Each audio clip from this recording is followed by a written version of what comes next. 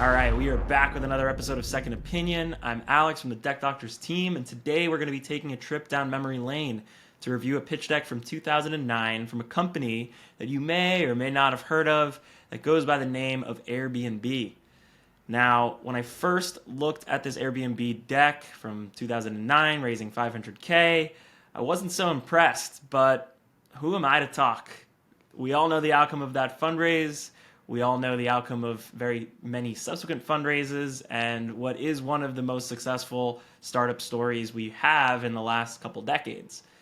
So in a lot of ways, I think it's a really useful exercise to use the future as our guide and look at the past, especially on a pitch deck that on its face isn't so impressive, to look at the few key choices that the founders of Airbnb made at the time that helped the investors that said yes to that pitch deck make what is probably one of the calls of the century. With that, I'm going to run through the Airbnb deck super quickly. I'm then going to pull out three key pillars of the deck that I think were unique and likely contributed to the success of this Airbnb fundraise so that you hopefully can apply similar tactics in your early stage investor pitch to achieve the exact same outcome that Airbnb has achieved in the last 20 years. Let's get it. All right, so here we are. Title slide. Welcome to Air Bed and Breakfast. Book rooms with locals rather than hotels. Very direct. I think I know what they're doing here. So it looks like they're addressing a problem. The problem is baked into price, being an important concern for customers booking online travel. Hotels leaving you disconnected from the city and its culture, and no easy way exists to book a room with a local or become a host. Very direct, not great information design, but we'll give it to them.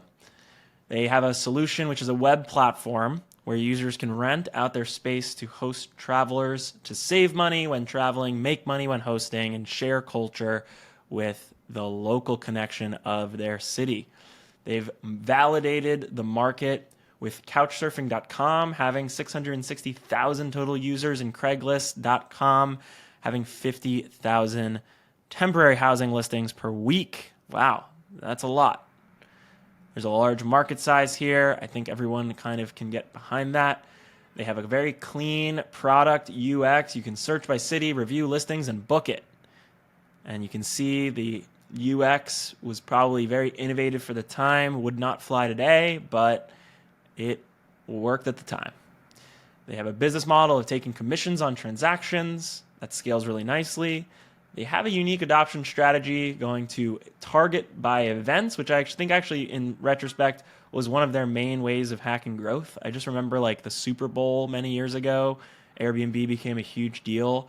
They also wanted to partner with some of these players. I'm not sure if that ended up playing out. And then Craigslist dual postings is an amazing way to capture the demand that they just showed was on Craigslist. So I like these unique tactics. They clearly put themselves on a two-sided paradigm of affordable and online, unlike the Couchsurfing and Craigslist of the world, which are, I guess, offline transactions and not online transactions, albeit affordable, and definitely different than the hotel booking platforms, which are expensive, even if they're online. So they have this competitive advantage slide, which kind of inventories their unique advantages, being first to market and having a host incentive. There's a few other things like ease of use and design and brand with a memorable name. We'll get back to this later. I think this is a unique slide. They have a cool team slide. I recognize some of these faces. At the time, I probably wouldn't have, but we have hindsight as our guide. And then they have some press quotes from some companies that I've mostly never heard of, and then some user testimonials, which I think directly address the problem. They're talking about it rocking. It's easy. They made money. So I think this is really key. And then there's a financial slide. They're looking to raise 500K in an angel round to generate $2 million in revenue. This likely would have been the opportunity of a lifetime for the investor that made the decisions. So let's talk about this deck. What do I not like about this deck? So I could go into a list of things that I don't like about this deck, but it would just discredit me because we all know this deck actually did work. And that is kind of the North Star goal of a pitch deck is, does it get you meetings and does it close you around fast enough so you don't run out of money? But, you know, there's a lot of things like actually having a story here or narrative headlines, any bit of information design would have just kind of taken this from a C plus to maybe an A plus. But that's all neither here nor there. Let's talk about what we actually do like about this deck and the unique things that I think are good learnings for somebody who's creating a platform, creating a product that's really new and investors are not necessarily familiar with this category. What did they do to get people behind this vision? As we cruise through, we have a problem and solution slide, which I think are, generally relatively effective. And then we get to this market validation slide, which I think is a key pillar of why this deck was successful. So as opposed to telling me that there's a general problem and users are just upset with the current paradigm or things are too expensive for users, we're actually showing that there are 600,000 users for Couchsurfing.com and 50,000 a week of listings on Craigslist to show both the demand side and the supply side finding unique ways to satisfy the need of this problem, albeit not super effective ways. And so what they're doing here is they're showing, without telling, that there is monetizable demand and users are stretching themselves thin to solve this problem in the only ways they know how. Now, this can apply to many, many companies. When you feel like you're kind of needing to prove out that there is a problem and it's not super intuitive, which many problems aren't, especially in markets that people are not super familiar with. One of the best things you can possibly do is to show that users are finding other ways to solve this problem, and those ways are not effective for XYZ reason. Now, they're not directly actually showing why these ways are not effective, which I think they should have or could have done. They kind of do so later along in the deck, where they actually put Couchsurfing.com and Craigslist on the left side of this competition paradigm, and therefore telling me that these are offline solutions to the problem, and they're going to be an online solution. So they're not directly showing where they're zigging where competitors are zagging, but if I were familiar with these platforms back in the day, maybe I would know that they exist, that they're popular, but they're ineffective for XYZ reason. And if I got to this slide back here, I would know that these do work. There are people that are on these, but they're not online, they're offline, and the world is moving to online platforms. So identifying ways to show, not tell, monetizable demand for something by users doing something that would otherwise not make sense, but clearly shows that they're looking to get this problem solved for them, is an amazing way to prove that there is a market for your product. Number 2, we talk about this all the time, but founders often don't put a lot of emphasis on their go-to-market strategy. And one thing I always tell people is you have an innovative product and you need to be as innovative or show that you're as innovative on your go-to-market strategy as you are with your product. And I love this adoption strategy slide because unlike companies that just kind of take for granted that you're going to create a great product and it's just going to solve this problem and thus just kind of take off, it's important to show how you're going to get those first 1,000, those first 10,000 customers. And by having some unique ways in, you can make it a lot clearer to investors that number 1, you have a strategy, and number 2, that strategy might actually work. And in this case, we actually do know that the events part of this adoption strategy worked. So, unlike, just not addressing this at all or saying you have some generic ways of getting to market, highlighting things like we're going to target these major events where there's a conglomeration of supply and demand for places to stay, and thus hack growth because we know there's a lot of interest and a limited supply and a lot of demand at major events. It shows that you're thinking about the market really deeply. We have partnerships, which is a very scalable way that we can get to market. If they prove that they actually were in talks with Kayak or Orbitz, then that would have taken it even further.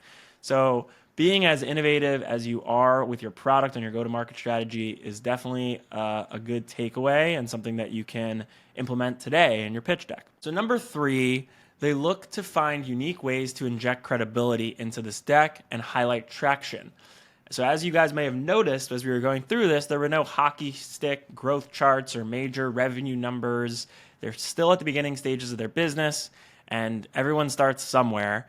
But instead of ignoring traction altogether, they find unique ways to instill credibility towards the end of this deck where they highlight, well, number 1, competitive advantages, team is always a credibility builder, but then they have 2 slides on press and user testimonials, which shows that this is in the hands of people and people are liking it. So while there's not revenue yet, it seems, this product is in the hands of users enough so that there's press talking about it and there's users loving it. And I think that one of the biggest things that Airbnb did in retrospect was work really closely with its users. And as you can see, they're like interviewing these users in some sort of Zoom to understand their experience with Airbnb and continue iterating on it. So this slide right here, I actually think is a big moneymaker where, you know, they show credibility, the product's in users' hands, and they show literally screenshots of them doing these user interviews, which gives the VC the mind that this company is really trying to build a user-centric product. And lastly,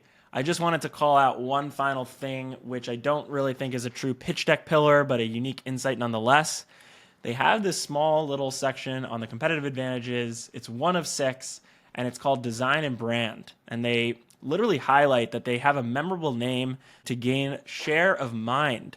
Many companies discount the importance of design, brand, and name, and this is a unique pillar because if you ever look at Brian Chesky talking about Airbnb, they come from a background in design. This is a user interface guy, a design consultant, and an app developer creating a startup. So you can come from any background, but if you have this emphasis on something that is truly important as it relates to creating consumer brands, then it's important to emphasize this and then show in your pitch deck that you actually have the taste to apply that to a touch point of your brand, which, you know, is your pitch deck.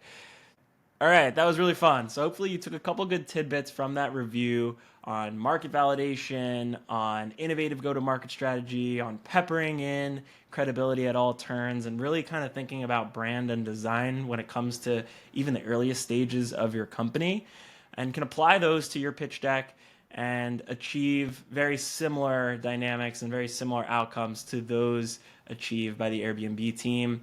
We will be back in 2 weeks with another episode of Second Opinion. Do keep an eye out for Second Opinion Live. We're doing this every month or so with Hustle Fund, where we open it up for an hour and just review pitch decks live. It's a really fun time. If you want to be so brave as to put your pitch deck into the fray, we will review it with grace. If you want to just watch or even just look at what other people are doing, feel free to join us. I think that calls it. Really fun episode. See you next time. Peace.